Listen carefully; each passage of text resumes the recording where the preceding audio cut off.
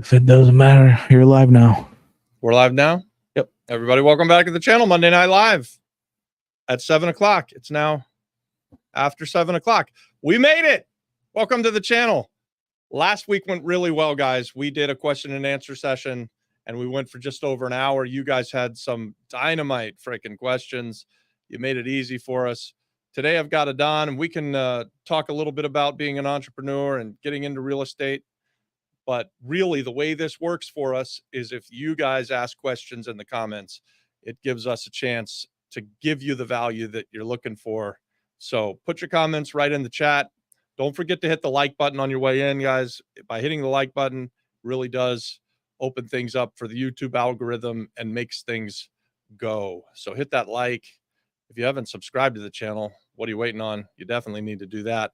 But most people who are watching Monday Night Live will have already subscribed. So let's see if we can get some questions into the chat. Whoop, what's happening?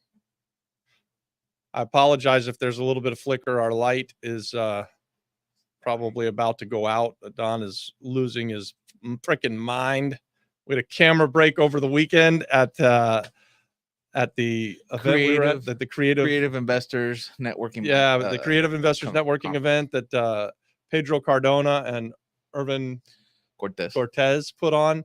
Guys, they knocked it out of the park. So shout out to Pedro and Irvin for doing that. We were glad to be a part of that, and we got value out of it. So we went there to speak, and one of the speakers was getting up there in front of the room, and I was like, that's why I'm here. You know, you go to these events to get one good thing out of the event that you're at. And if you do, it pays for your whole ticket. I was there for free to speak. Don was there filming the place, getting paid. And we both thought the best speaker was speaking right into us, telling us, you know, how we could kick this business up a bit. Yeah. The best speaker he's talking about is, I forget his last name, Sam Seitz. Doesn't matter. We'll put the link somewhere. But he definitely was the best speaker. It came out of nowhere for me because I didn't know who Sam. I mean, yeah. So I'd met Sam before, but I didn't know that he was going to be speaking. And then when he got up there and he started talking, he's pretty dynamic. He was really good in front of the room. But I enjoyed your panel with Pedro. Yeah, and the value add. Pedro brought a new interesting outlook on things because it's different how you guys do business. It's essentially all the same. You got to analyze the deal, blah blah blah. But his take on what he would do at the foreclosure sales or do with different attorneys, you know, all that stuff was interesting to hear and hear you guys go back and forth on what you agree and kind of what you would do different. Yeah. Did you know you were going to talk about value add? Did I know I was going to talk about value add with Pedro? Yeah. That was just like the topic that we kind of thought we would talk about. Yeah. Okay. Yeah. What was, besides Sam, what else was your biggest takeaway at this event? Well, I always get a lot out of going to these events. My big takeaway is that anytime you can get a group of like-minded people in a room, then deals can happen out of it. Then, you know, businesses can come out of it. So because of them putting on the group, we got to see some great speakers. We got to shoot a video with Jerry Norton. I always get stuff out of what Jerry says because he's a flipping genius. But my big takeaway is we had a guy who likes our channel, and he came to the event because we were going to be speaking there. And now we're going to do a deal with him. And because he came, we do a deal. And because Irvin put the event on, we're going to meet with Irvin this week. We're going to have him in that chair there, and we're going to do an interview. But I believe also that we'll do deals with Irvin. And I just think anytime you can get a group of like-minded people together talking about and thinking about how to do business and how to do real estate deals, that's just the formula for success. So for me, that's my big takeaway is that you don't need a big group, right? Like there were 40 or 50 people that were in the crowd. Yeah. But it wasn't just 40 or 50 people of you had all ranges. You had beginners to experts. Absolutely. And yeah, the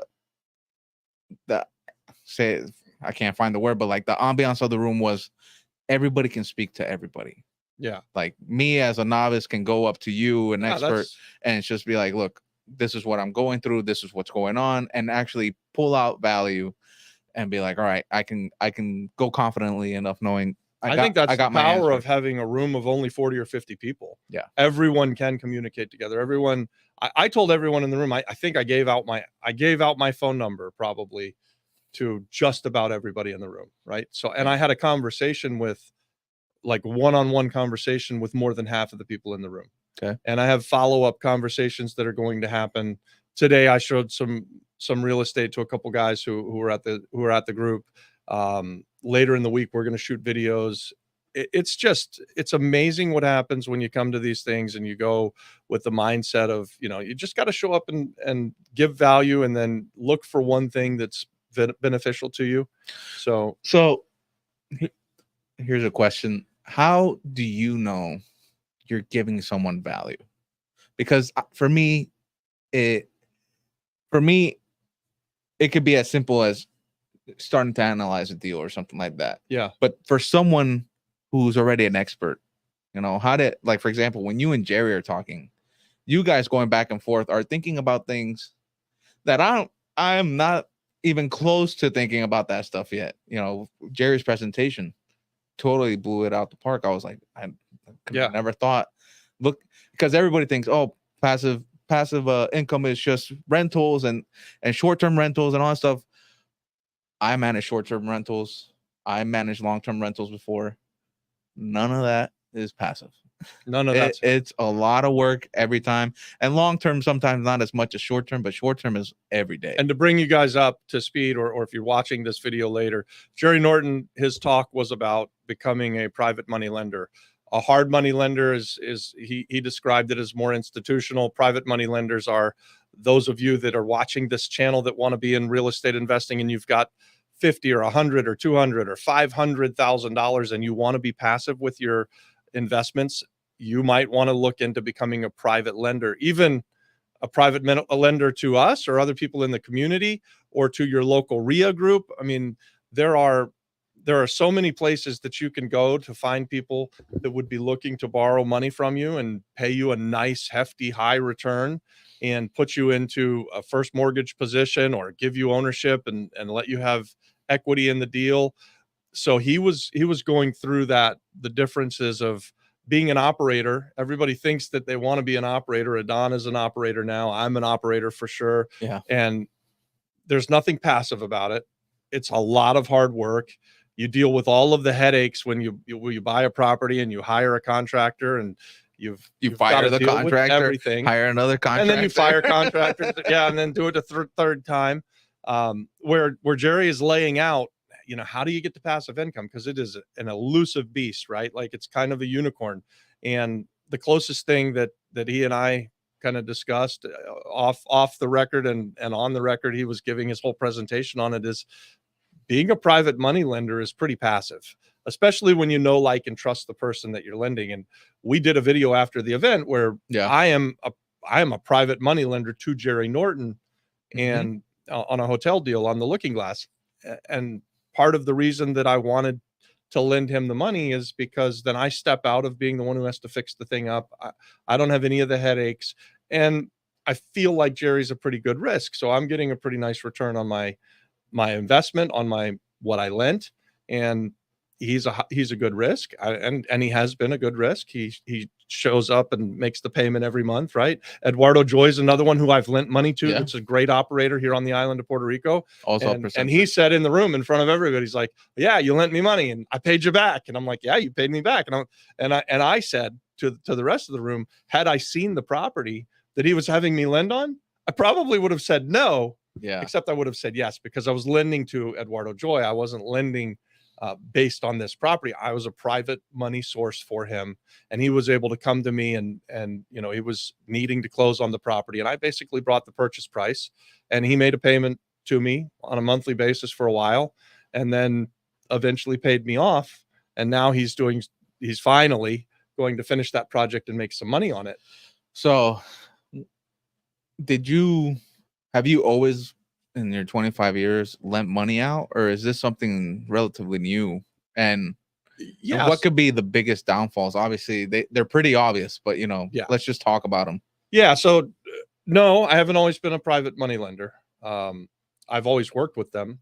when I first started out in the business, I was borrowing money from private lenders, from hard money lenders, and we were not lenders, right? I didn't have any money. So if you remember, my story is that I started as a real estate investor and I was broke.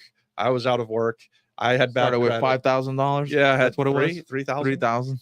3,000 that my wife had. I very clearly it was her money. Yeah, We have in my house her money, our money, and mostly her money. Yeah.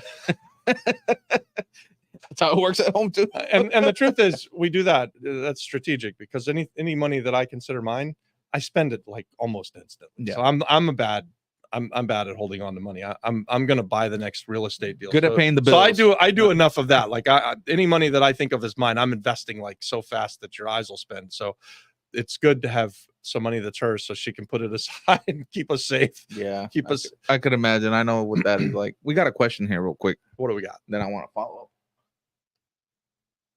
Cunningham Wedding Duels. Do you run into zoning issues when converting structures into guest houses? Great question. So we've done this conversion of distressed structures and turning them into small guest house hotels. And you want to go into the project knowing what you can do there, right? Yeah. And so the island of Puerto Rico, if you have a commercial zoning, you can almost always do a bed and breakfast or a small guest house. If you have the right kind of residential zonings, you can also turn them into these things. But there are zonings, and you'll want to make sure that you check ahead of time. Part of the reason that we invite the tourism company out to a project before we buy it, before we close on it, is to get a pre-approval. And part of that is during our inspection period, we're going to look at the zoning and we're going to make sure that we can do what we want to do. So is the zoning something you look for, or is it when you invite the tourism company to look out and inspect the property? Is that something they're also looking out for? Do they ask you that when they go? So I ask them that when they come. I ask them to look at the zoning and to tell me what they think of it. Yeah. And I also make a habit of finding out from like the realtor or the seller, what's this property zoned for? And we do that so that we can determine whether or not we can do what we want, right? Like, I don't want to have this grand idea of turning something into a hotel and find out that I'm just not allowed to do it. And then I have to go through a process. This is actually something that Eduardo Joy was talking about at the event that we were just at. He changed the zoning on the property that I lent him the money on, because he thought when he bought it that he would have the right zoning to be able to turn it into multifamily housing. Yes. After he bought it, or he actually told me this, or he told the room this, that as he was spending my money, he was learning that he didn't have the right zoning. So thankfully he paid back, but also thankfully he was able to successfully change the zoning. Now it's been like a year, so it took him quite a long time to do that. So this is a really good question, and very important that you know what the zoning is going in. And that's on you as the buyer, right? Like, you have to do this due diligence. That's not the responsibility of the seller. That's not the responsibility of, even you said, like, when we invite the tourism people out there and I ask them about the zoning, they'll give me their opinion, but that's not their responsibility. It's my responsibility as the buyer to make sure that I'm buying the place that has the right zoning. How difficult is it to get the tourism company out to go look at the potential property? They're great. It is not difficult at all. Of course, I have them on speed dial now, but they will come out very quickly and look at the property with you. And they are a great resource, because they want to help you figure out a way to make it work, right? Like, they come out with the with the mindset of, how do we make this work? Not how do I kill it? I have never felt, not one time, and probably more than a dozen times having met them at properties, I've not one time felt like they wanted to kill my dream or they didn't want to do the deal. They're trying to figure out. In fact, on the Kai Hor property, we went out, and part of this, and so this kind of segues into it. Part of it was that our zoning was not a zoning that would allow a guest house. So we were in a very residential area, and so would not allow a guest house. And we weren't sure of what to do. And Hector came out from the tourism company, and he was the one who suggested, hey, have you looked at turning it into a bed and breakfast? If you turn it into a true bed and breakfast, your zoning works. And he gave us that idea. Like, he wasn't saying, oh, you don't have the right zoning to be a guest house. Sorry, it's all done. Yeah. He's like, well, I don't think this zoning will work. How could you make this work? Here's how you could do it. So I really like those guys, and they're That's very awesome. easy to get out there. That's awesome. Thank you. Thanks for that Cunningham. question. That was really good. Yeah. If you guys have any other questions, just shoot them out there. It could be about anything. Following up to the lending side of things. When you go, so if I came to you and say, hey, look, I'm thinking of doing this rehab, it's probably going to be 75 to purchase and 50 to fix. What are you expecting from me? And let's just say you don't know me. What do I have to bring to the table to show you I have a deal, or potentially I might not have a deal, and tell me why, you know? Yeah. So how do you present your deal to a private money lender or a Correct. hard money lender? Yep. Well, number one, I would suggest that you have it under contract. That's a good start, so that they know what you're paying for it. And then number two, obviously you'd need to provide comps, or at least be able to talk about them reasonably well. But what I like to present when I'm asking for money is, here's the subject property. I have it under contract for this amount. I'm going to put this amount in it in the renovations, and I'm looking for a loan for X. So it might look like this. I'm buying it for 100,000. I'm going to spend 50 to fix it. After it's finished and fixed up, it's worth $300,000. So, Mr. Lender, I'm looking to borrow $150,000 from you, but that's 50% of the LTV, right? Okay. And if they're not comfortable with that, or if they give me pushback, they'll have their own criteria. So if you came to me and I didn't know you, I'd want you to have skin in the game, and I'd say, look, you're buying it for $100,000. I'll lend you $80,000. You bring $20,000 to the table, and then we'll do the same thing with the renovation. I'll also lend you 80% of the $50,000 renovation, but I want to see you have skin in the game. Okay. And then if you don't have the skin to put in the game, you'll know that you can get 80% of the money from me, and you can go out and find your brother, your uncle, your mother, a friend, someone from the YouTube community who will come in and provide that other piece. There's the other group, Pace Morby's group calls it Gator lending. Yeah. We just call it partnering, right? Like, so I don't think that it's ever a problem to get the money on a great deal. Like I say that all the time, right? The money's not the hardest part. It's not the most important part. The hardest part's getting a great deal and then presenting it to people in a way that it makes sense. But in our example, it would make sense for someone to give you all of the money. $150,000 on a $300,000 all-in investment, especially if they can do it over time and stay safe with it. And then if you mess up and they take the property back, I mean, you went out and found something at 50 cents on the dollar after renovations. That's pretty phenomenal. So what's a step that you would take to protect yourself as the lender?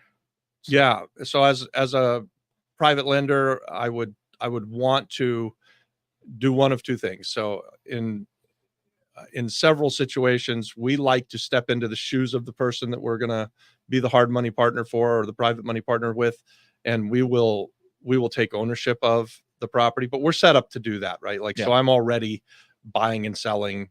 In Florida, we've got land trusts all over the place. And Puerto Rico, we've got a Series LLC. The other way, the more common way, that's probably the easier way for everybody, is just put yourself in a first mortgage position. So just make sure you have a good first mortgage. They don't have any liens or anything. Yeah. So you're the very first people that get paid should anything go wrong and you have to foreclose. No construction liens are ahead of you. No other mortgages are ahead of you. You're in such a good position with that first mortgage position that protects you mightily. The other thing that I would do to protect myself is I would get to know the person that I'm going to give money to. Going back to the two examples I gave earlier, I knew Eduardo Joy for quite a while before I lent him money. I really liked him. I saw what he was doing with other projects, and we had several conversations. So when he came to us, it was like, yeah, I want to be in business with you, Eduardo. So I'm gonna do this deal with you. And then I didn't know Jerry as well, but I was able to see who Jerry was. I'd heard who he was. I had met him a couple times. I felt like, you're a pretty good bet, right? Like I have a reasonable expectation that you're going to do what you say you're going to do. No, and it's not only that. It's he's putting his reputation Yeah. on the line, because if he fucks up, It- it's gonna be everywhere. It's If gonna show up he somewhere if on he doesn't YouTube pay or- somebody back, Yeah, and I'm not saying me, yeah. but if he doesn't pay somebody back, think about how bad that is for him. Of course. He has a stellar reputation, and Yes. has deserved it, and he has earned it. He's not going to fail you, right? So that same thing with Eduardo Joy. He's got a stellar reputation. He's a very good guy. People know him as a good guy. It would be devastating for him not to pay me back, right? Like that. I It would would not hurt. expect it, It would and hurt. it would hurt him. So I don't expect it in that way either. It's just you can learn a lot from getting to know somebody. So let's take it all the way back to your first deal. Is that something you did in your first deal? Did you, obviously you borrowed the money from your wife and Yeah, everybody on else my that came very in? first deal that I ever bought, we found a wholesaler. We contracted with the wholesaler, and there was a private money lender that they brought to the table and introduced me to. And I borrowed the money from the private lender. And it was expensive. It was like 5 points and 15%. You know, it was an expensive loan back then. This is the mid 90s. And this is before interest rates really went, you know, interest rates were where they are now, like 8 or 9%. Yeah. And so I was borrowing hard money at like 5 points and 15%. And I paid that guy back, and then he did another one with me. I think, as a matter of fact, I'm pretty sure his name was Arthur Menken, and he was a old guy who'd been in real estate, and he was lending money to other real estate investors, kind of like I'm doing now. He was like 80 or so, and I borrowed money from him for several years, and then I'm pretty sure he must be dead now, because he had to be 80 or 85. He's gonna show up on the YouTube channel. Oh my God. Yeah. No kidding. But yeah, so that was the first guy. And then the next lender that I got his name was Paul Williamson, and we've done 50 deals together. And is that what Arthur did? He saw the deal. He said, you know, it's potential. He just put it on under his company name. Make sure he. Yeah, that company that I bought that first deal from, they were called RealNet. And they were wholesalers, and they would contract and then sell to real estate investors. And they had built the relationship with the hard money lender, and they were putting all of the pieces together. Wow. They had a really good business. Yeah. And I eventually went to work for them, and that's how I did several of my first few deals. And I was with them for a while, watching them do it, learning the business. And then I went out on my own, and they had a great business though. Their business model was, they would find a great deal, find a real estate investor. They had relationships with hard money lenders. And then once I, as the real estate investor, if I was outside of RealNet, finished the renovations and was ready to sell it again, they had another branch of realtors that would then sell those properties. And that's where I went to work for them. I went in on the other side, and I was actually selling the end product while I was also being a real estate investor. You know, to put food on the table, I had to do something, right? And so I'm selling these other real estate investors properties on the back end. And it was a really great business model. And have you ever had to default on anybody? Yeah, we've had to take a couple of properties back. How hard is that process? Going through the full foreclosure process can be challenging. I think having now done it enough, we don't see it as that big of a problem, right? Like, so you have to go through foreclosure even if they already put the house under the company name? No. So you avoid that completely. In those cases, if I'm the owner of the property and then I'm doing back like a lease option back, then I can't remember one of those ever going poorly. But if it did, I would just take it back. And then, well, that's not true. So we had a lease option where we sold a property on a lease option in Fajardo here, and the guy lived in it for a couple of years and made his payments to us. He inherited another property, and he basically just handed us the keys back. So that was like the easiest thing ever, because he's like, hey, I got this other house. I'm sorry, I'm not going to complete the purchase with you guys. Yeah. Here's your keys. Thanks very much. Yeah. And he actually has done work with us, and we have a good relationship with him. And now we're selling that house on to someone else, and we're going to do a similar lease option thing. So that kind of thing does happen here and there. So in that time period, all that money that you collected, is that something you got to give back, or is that something It was rent. he defaulted? He can't He pay gave us he gives gave us back. us some money down for an option for the option contract, Okay, and then he paid us rent monthly. and that rent does not go towards the option. In this case, it did not. But No. but that could be something worked into a contract. I mean, yes. Okay. And so the way that we would do that, and we could do a whole deep dive video on lease option contracts and stuff. But the way that I would set it up, and the way that I'm setting it up currently, is I'm going to get some option money, and that's for the right to purchase it at a certain price for a period of time. And then there's a rent. And so I tell the guy who's got the option, here's what your rent is, $900 a month. If you give me $1,000 a month, we'll take $100 a month off of the purchase. You give me $2,000 a month, and we'll take $1,100 a month off of the purchase. Right? So it's almost like seller financing. And it is seller. Yeah, finance there's some intricacies in a way. It is a form of seller financing, the lease option. I like that. I like to sell properties like that, and we've been very successful. And that way we've had lots of success with that, and we're able to sell to people that wouldn't qualify or don't have the cash, right? Like, so you'd have people that can come and buy something and live in it and rent it out, or just live in it, and they don't have to qualify with the bank. Uh-oh. I'm listening. All right, here we got 2 questions. Let's see. Cunningham again. I struggle finding publications for subastas. Are they locally posted in each municipality, or is there a website? There. You can tell them where to get this. Go ahead. So I look at a lot of foreclosures every week, and the best website, it's a paid website, but it's Edictos y Subastas. I'll put it here in the chat real quick.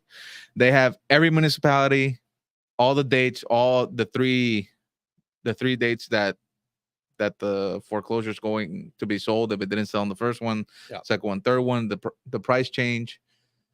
It's a great website. It really saves you having to get in the car and go drive. Now, I can't say if it gets every foreclosure, but I think that it's a good it doesn't get every one of them. It's going to miss some of the oddball stuff. Also, it's in Spanish. So all of the information you're going to get at the courthouse in Puerto Rico is going to be in Spanish, which is good if you speak Spanish. It makes it harder for a guy like me. So, but let me tell you now, with like if you're using Safari or Google or any of that stuff, you can change the language and it will translate the whole page. Man, it might not be. You see how easy you guys have it? There might be some words that don't translate well. Yeah. But for the most part, I'll give you the most accurate idea of what's going on. Yeah. You can navigate. Yeah. But some other places to look for good deals and foreclosures on the island of Puerto Rico. Check out Central Casa Subasta. Oh yeah. Central Casa Subasta holds an auction of bank-owned properties a few times a year, maybe even as often as quarterly. And they do them live and online. And we've bought several. I don't know if it's dozens, but we've certainly bought tens of properties from Central Casa Subasta. One other one that I think still does and is doing auctions on the island is Reality Realty. You can check them out. I'm pretty sure that they do auctions online. At least they used to for the last few years. So you can check those guys out. And I think, what's the one that the online one? The show. Well, so check out theshow.com. You can go and find the bank-owned stuff from the bank, from Banco Popular.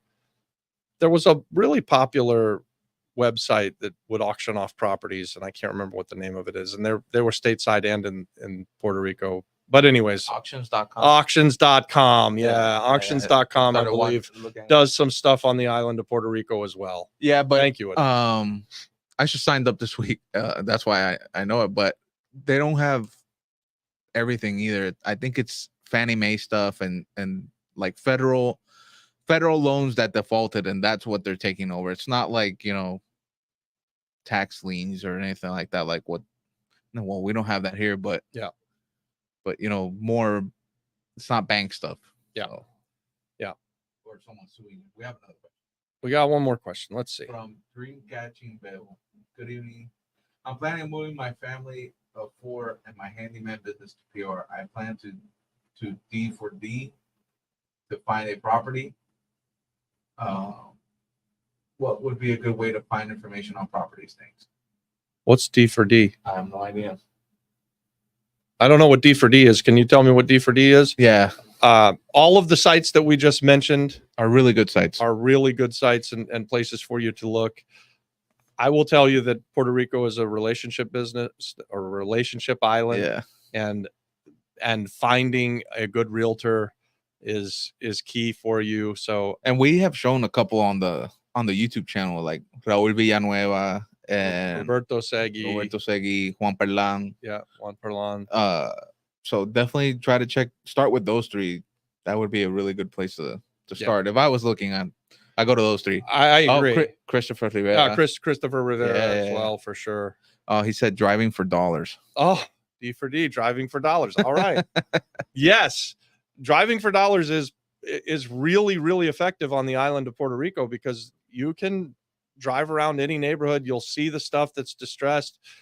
When I'm driving for dollars, I'm actually looking for real estate where there's a for sale sign on the door or for sale sign in the yard, because just driving around on the island of Puerto Rico and writing down every time you see an address that's distressed, you'll drive yourself mad trying to find those people that are that's the owners of that property, and it's very difficult. So I like to look at the stuff that's for sale and call on everything that's for sale. Yeah. And then you're meeting people as well and tell them what you want to do, and it'll open you up to their database, and they'll get you some great deals. There's a pretty good website right now that I've been using. It's called Find It. Okay. And it works with the MLS here on the island. And you can find, I'm actually right now trying to convince someone to sell me their house. I found it through there. Really? The scenario I brought up earlier about the 75,000 purchase and maybe $30,000 fix was a real one. That's the one I'm going through right now. That's a real deal. I'm trying to get them for 50, but you know, I haven't seen it. I've seen only the photos. Yeah. I'm trying to see if we can get closer to a number that makes sense before I go. Yeah. But through the photos, it doesn't look severely distressed. It looks like it hasn't been lived in for a while. It definitely needs to get a roof seal and stuff like that, and paint, and you know, new kitchen and probably new vanities and for the bathrooms. But so how did Find It help you find it? I look for the criteria. I'm looking for my price points and just looking at everything. So is Find It like a service that you put in? Hey, I'm looking for a house and I want a 4-bedroom, 2-bath in Aguadilla, or no? What is it? It's kind of like a Zillow, the Zillow for Puerto Rico. Think about it like that. Okay. Like it works to go, and this is what's selling around the area.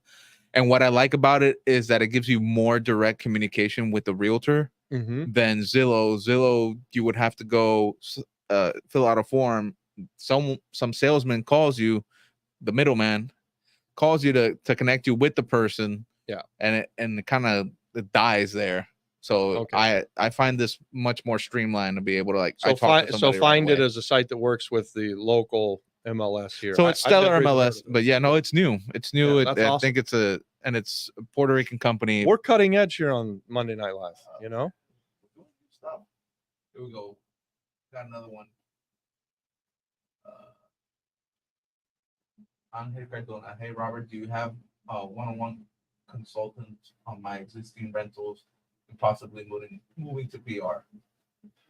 You know, Angel, up until now, we have not offered that kind of one-on-one service, but we're launching a mastermind, Apex Mastermind. Yeah. And you can fill out a form that will attach in the description. It's in the description.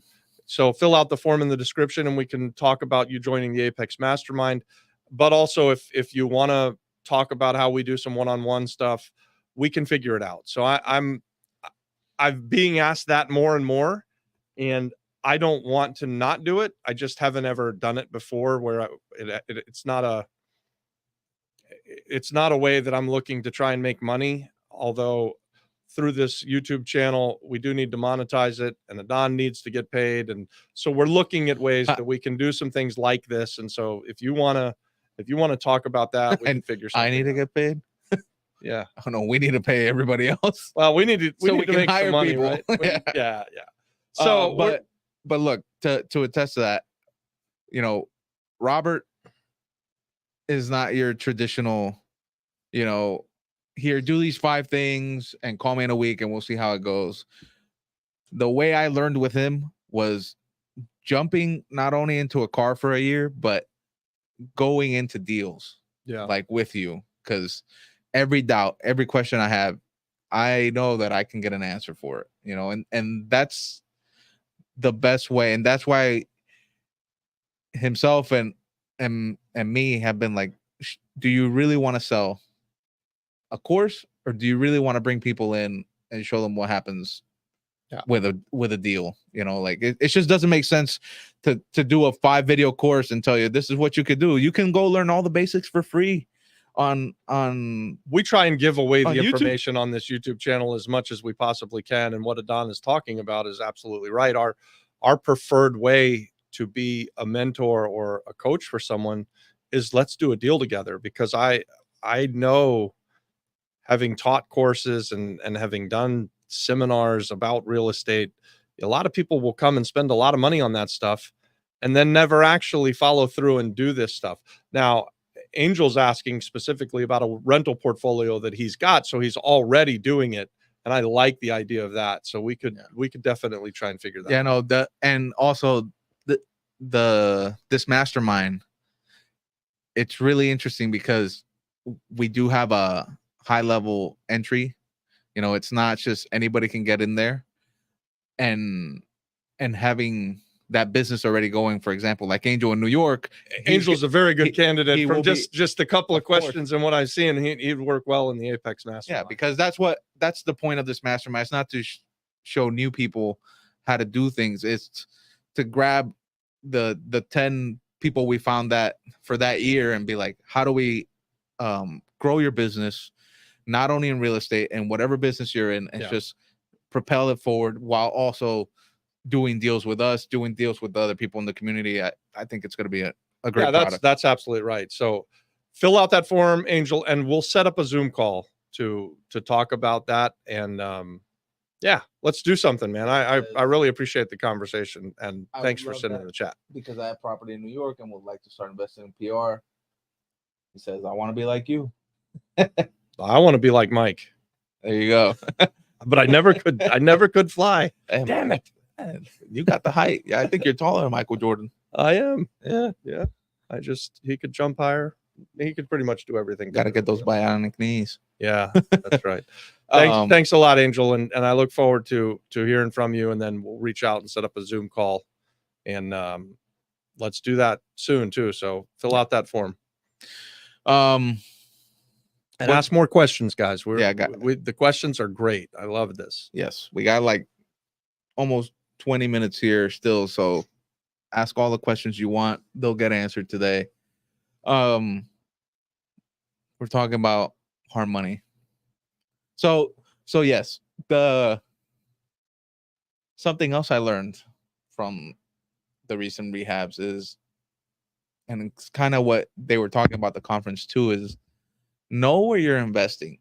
You know, if I'm buying a house in Loíza, in the town of Loíza, I know making a house look like it's in Condado in Loíza makes no sense, because I will never get what the price I want it to be compared to what I'm gonna get. Yeah. So for example, this deal that I'm looking at, I know that houses have sold around the area for 150,000. Okay. Fixed up. And maybe, you know, so if I started trying to get the deal at 50, and I'm looking at it and I'm thinking in my mind, if I can just spend close to. If I can get it for 50, spend another 50, I'm still good because I'll make 50,000 at the back end. If you, yeah, But I know that that's my number now. but if you spend 90 and spend 50, there's no money to be made. Of course. And you can't spend 90 to buy it and fix it up for 50 and think that it's going to sell for 200. Yes. So you have to do it exactly the way you said. Yeah. You look at what has sold, and looking at the comps that have been renovated, those are your very best comps. That's exactly what you want to do. You want to back into your number. So you're right. You know, if they're asking 70 and you could do it for 30, you could still make the money, but you need to be very sure that you can do that. And $30,000 doesn't go nearly as far as it did just a few years ago. So no, and that's why it's like, you know, I need to make sure I get the number that I'm looking for. I want to be closer to 50 purchase price than anything else. Yeah. Like I'm considering going a little higher, but it can't be that high. Yeah. And that the guy started trying to sell a house at 120 and it's a wreck.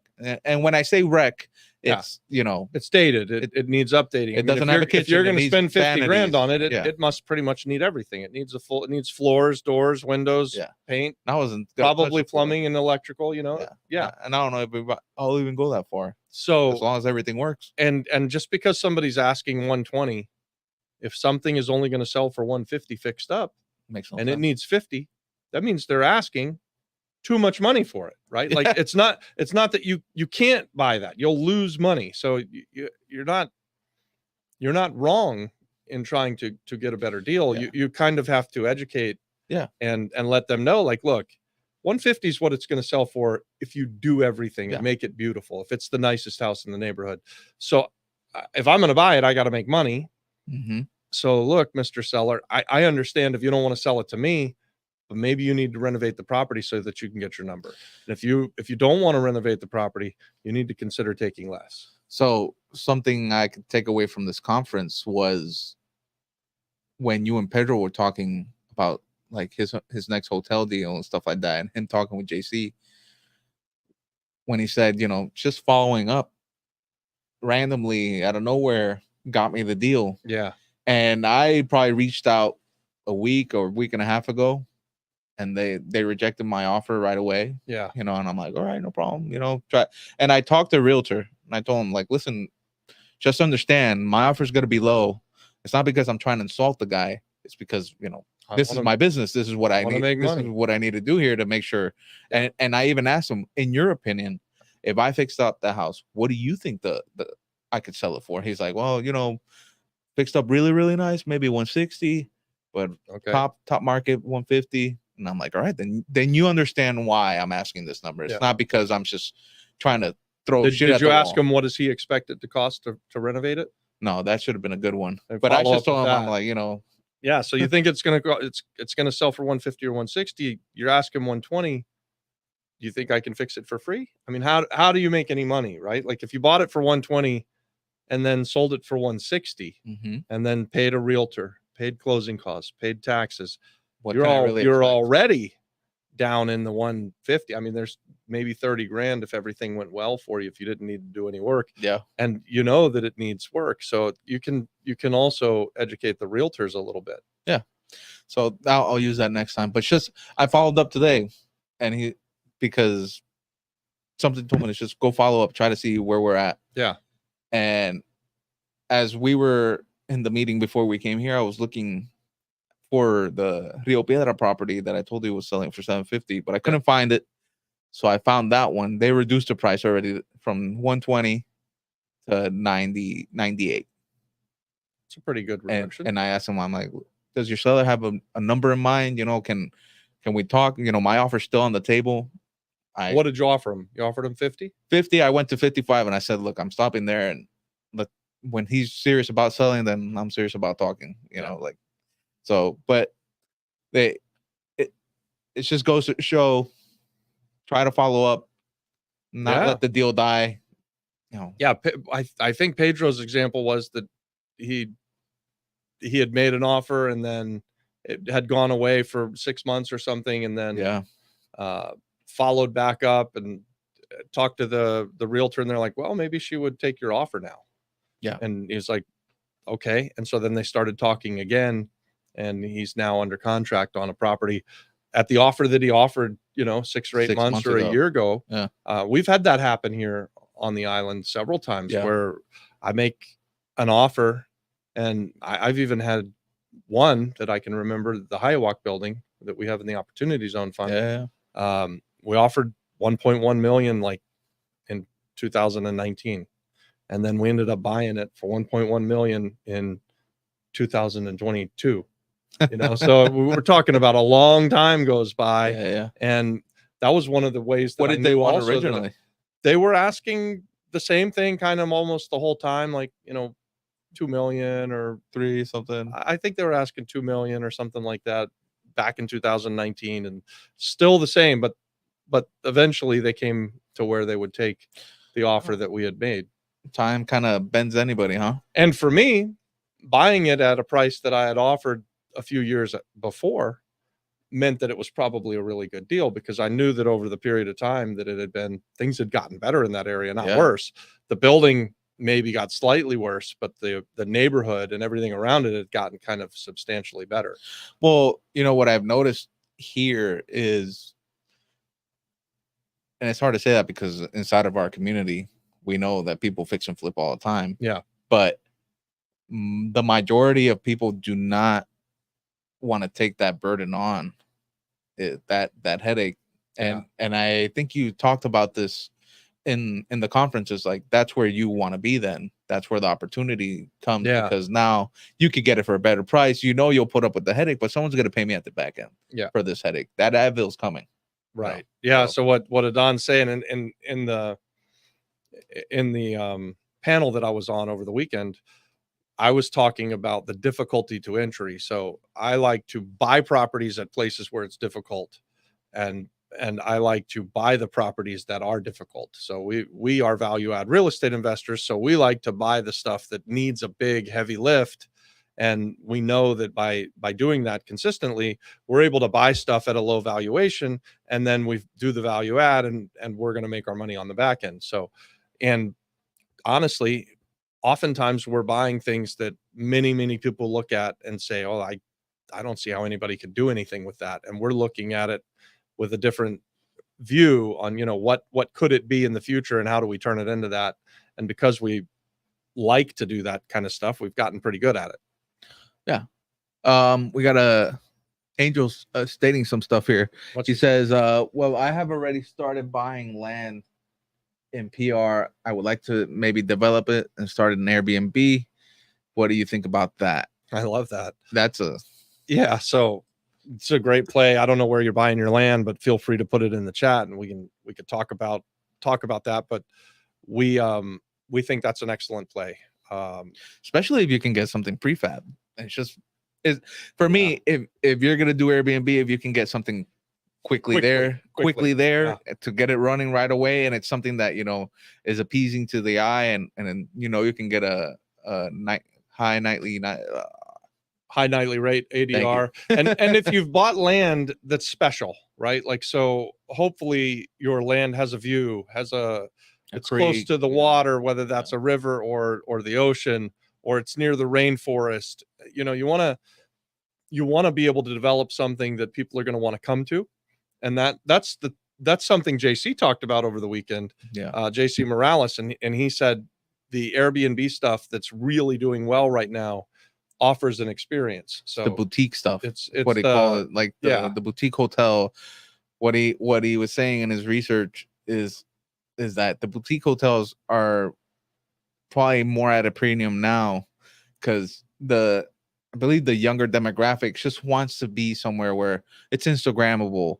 They want to have an experience. They want to have something that, anybody can stay at a Howard Johnson and be like, all right, we stayed at a Howard Johnson and whatever. But to be like, I stayed at the Olive in Condado, and we had an amazing rooftop overlooking all San Juan, blah, blah, blah. Or Patio Elba. Use his Patio Elba. Patio Elba. He took very distressed property and turned it into something that it's clearly the most beautiful property, probably going a mile in either direction Fernandez Juncos. It is really nice. He's got a very beautiful property there, and it's got a swimming pool, and it's got nice artwork, and so and they give you great service, and they're very Instagrammable. They're he's just boutique. maximized that Yeah, property. he's a magician when it comes to service. So shout out to JC Morales.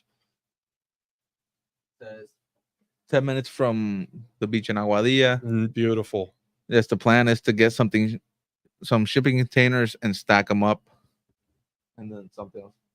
Yeah. So and why I really need to talk to you.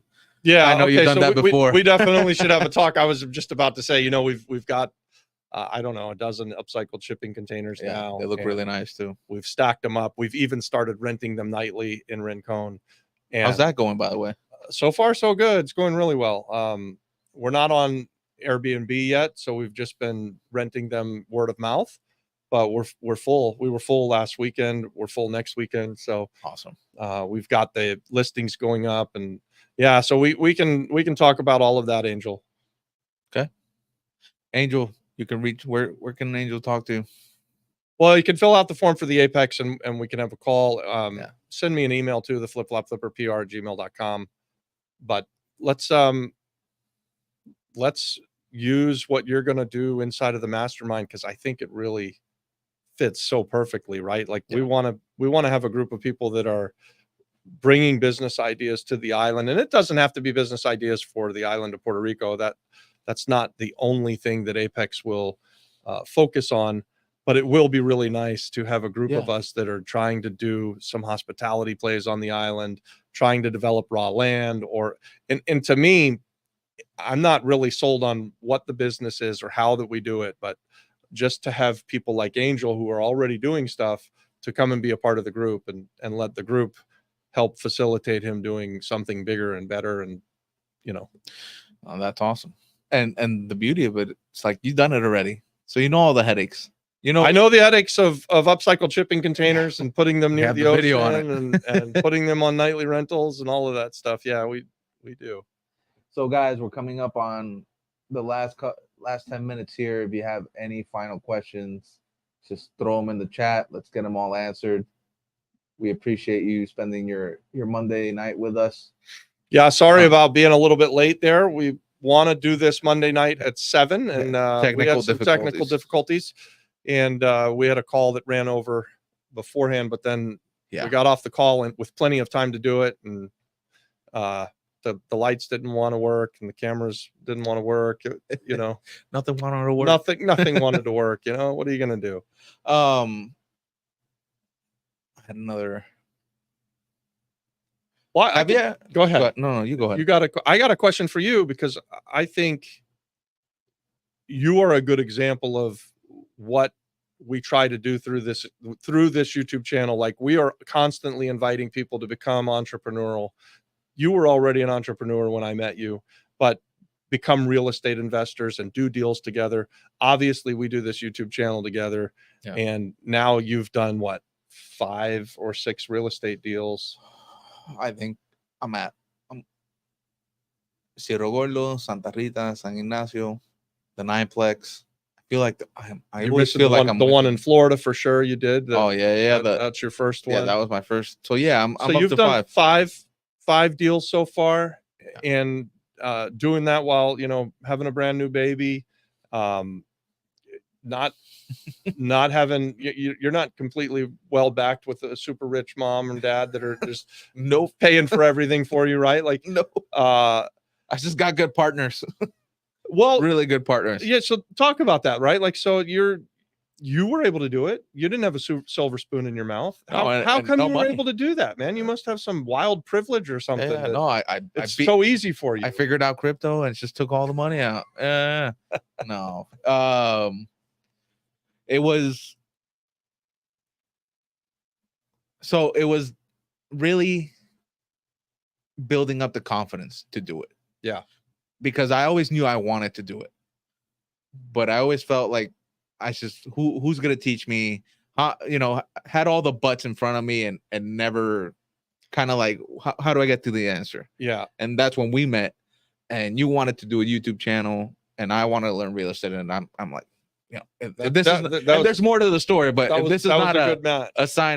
a sign to, you know, go for it, then, you know, you're wasting your time. Don't ever, basically the big guy was saying, don't come to me and say I didn't put this in the way for you, because you didn't take the opportunity. But well, you definitely took the opportunity, and it's worked out for both of us, so that's awesome. But I think one thing you said, having the buts, or having the I can't, or I don't have mindset, or I don't know, or something we all struggle with, right? Like that is, even though on this YouTube channel, I spend hours and hours on YouTube telling people, you know, you can do it, and try and be encouraging. I still have those thoughts, and sometimes you still have those thoughts. We had those thoughts this weekend. Yeah, I told you, I was like, man, I don't know. Yeah. Example, when we're talking about this one of my current deals, and I'm like, man, I just failed. I did it all fucking wrong. And you're like, you didn't fail. You just need to finish, get it sold, and you'll see. It's gonna work. And it's just like, all right, well, then that's the Monday came thing. along, and I'm like, all right, fuck it, we're gonna fail. We're gonna feel like it's going poorly in the moment, but then when you finish it, even if at the end of it on this particular project, let's say we finish the Santa Rita project and it doesn't make us a lot of money. Yeah. Having gone through it, and having finished it, it's worth it, right? Yeah. Like, so, and I will tell you that I'm not helping you with the renovation. Like, I don't think I'm helping you at all. Sometimes we talk about the renovation, but I'm not the one who's hiring the contractors. I haven't been the one who's fired the contractors. I haven't been the one who's hired the next contractor and fired the next contractor. I've allowed you to have that freedom to do that, and we're partners on it, right? And I could have stepped in and done it, but why? One, how am I going to learn? Well, how do you learn? And if I step in and do it, then I take on that headache when you're perfectly capable of handling that headache, right? Like you can do it. It's still here. And you'll become better at it. Yeah, you have a little bit more gray in your beard, but you'll become better at it. And the next one is going to go smoother. There's 100 things that we will learn from going through the process that we won't do the next time. Yeah. And then we'll do better with. No, and I could already tell you it's an improvement, because Santa Rita was technically really my first fix and flip, or is still. The next one that came right after San Ignacio, which is even a more massive fix and flip. More massive, much more. Much more. Just a ridiculous. I'm like, hey, look, that's the hardest thing I could do. Why not fucking do that? But you know, and then the nineplex, and what I seen from all of them is, you know, Santa Rita had his thing, San Ignacio had his thing, and the nineplex has shown me what having a good contractor and having the contractor understand the budget you have and the plan and what you're trying to do, and know that, you know, I have these limits. This is what I need.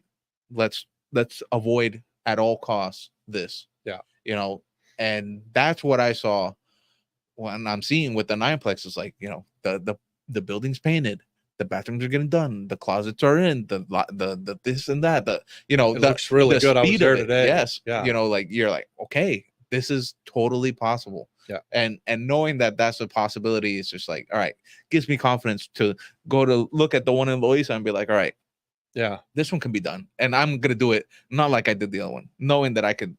Now I know where to find the things, go find the deal, and not only that, what's taught me is the process of fixing and flipping. Yeah. So I know we got to demo out first. I know we got to do plumbing and electric if we're gonna do that next. Break all the walls. Yeah. That's all done. The cement guys come in, close it all up. What's after that? Painting. What's after that? Vanities, kitchens, and just the detail. Yeah. And getting out. Yeah. You've learned the order of things. Yeah. You've learned the process of things. It's like, now I want to just get it out of my plate, go to the next one, and be like, all right. And if I have to piecemeal it, right, together, now I understand what I have to go after first. All right. Instead of, let me find the one guy that knows the whole process and get it done, because, you know, as far as I could tell, my experience for the first two projects have been that at all. Yeah, that hasn't worked well recently. No. it's worked. It does. It's working not right that now. It's not that it No, doesn't ever work, of course. but it is, just because somebody says they can do something, that doesn't necessarily mean it's going to get done. And we've learned that.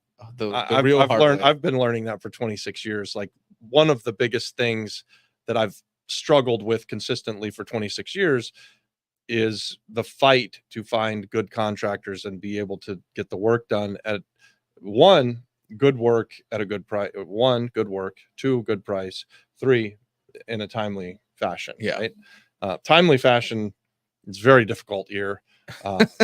Good price and good work. They're, usually you can get 2 out of 3, right? That's what they say. Yeah, those are the 3 things you want. Choose 2. You can't have all 3. Yeah. And that's been a struggle for 26 years. Doesn't matter where you do it in the world.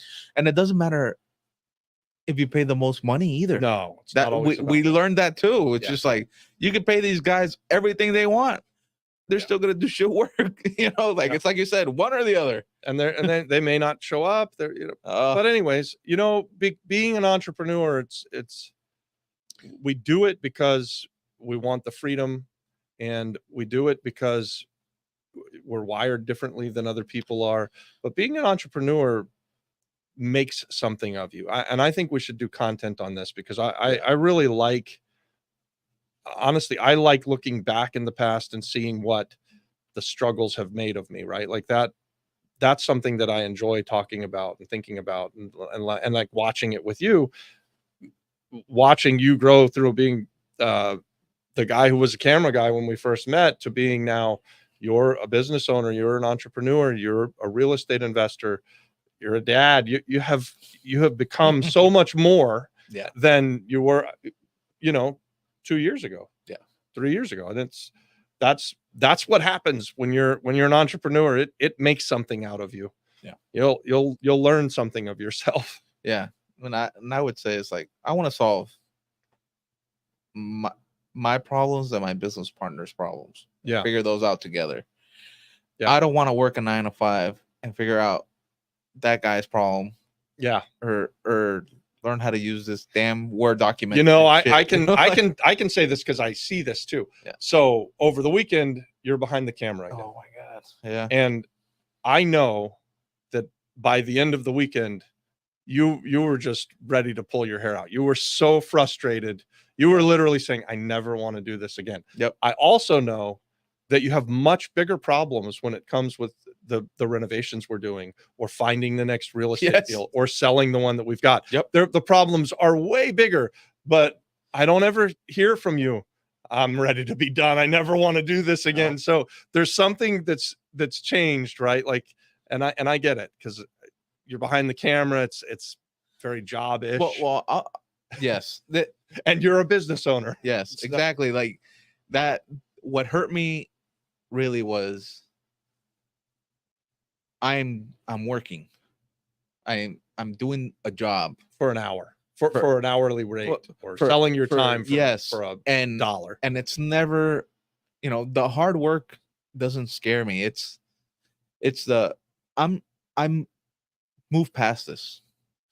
If I were to do this event again, and I would, but it wouldn't be me. Yeah. I would produce it. I would direct it. Yeah. Because you're a business owner. So now you can get the camera guy, and you can organize it all. Yeah.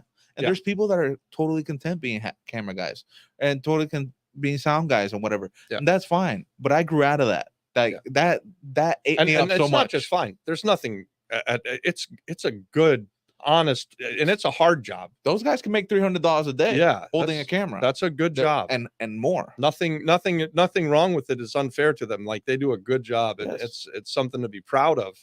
You should be proud of the work you do with it. But I get it that you've become more than that now. And my focus now is, how do we maximize the growth on our channel, and propel this to a level that you or I never seen. Yeah. Something we never experienced. Yeah. Those are the conversations we're having too, right? Yeah. Like, so we're trying to solve bigger problems. We're trying to figure out how to do the next thing, the bigger thing, That's where we're at. Do we have any other questions here, or are we We're good with that. I mean, look, guys, this Monday Night Live is a lot of fun for me, especially when you guys bring great questions. Angel, thanks a lot for asking some. I look forward to a conversation with you. And please give the video a like. And we'll see you next Monday. We'll try to be on time right at 7 o'clock. We'll do this Monday Night Live next Monday night. Yeah. All right. Is it going to be both of us again? I think so. This went well. I like think this. it was a good conversation. And it stopped blinking the screen. And it knew.